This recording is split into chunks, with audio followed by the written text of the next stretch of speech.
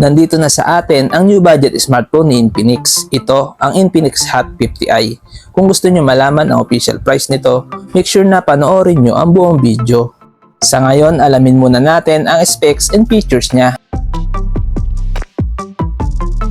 Meron siyang 6.7-inch HD Plus IPS LCD display with 720 by 1600 pixel resolution.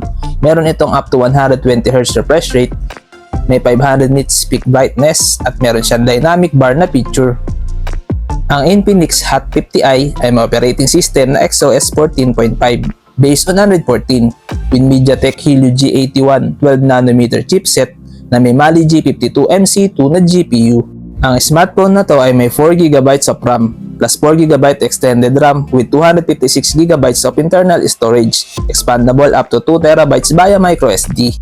Sa kanya namang rear camera, ang Infinix Hot 50i ay may 48MP crystal clear camera with 1080p at 30fps video recording at ang kanyang LED flash ay may illumination distance na up to 5 meters. Meron naman siyang 8MP selfie camera. Dito naman sa kanyang battery, meron siyang 5000 mAh battery capacity with 18W fast charge. Meron siyang side-mounted fingerprint scanner and face recognition with dual stereo speakers na may 300% ultra volume.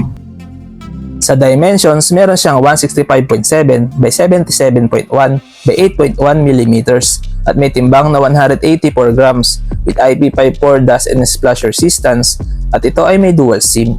Sa kanya namang connectivity, meron siyang 4G LTE, dual band Wi-Fi, Bluetooth, GPS, headphone jack, FM radio, OTG, and USB Type-C.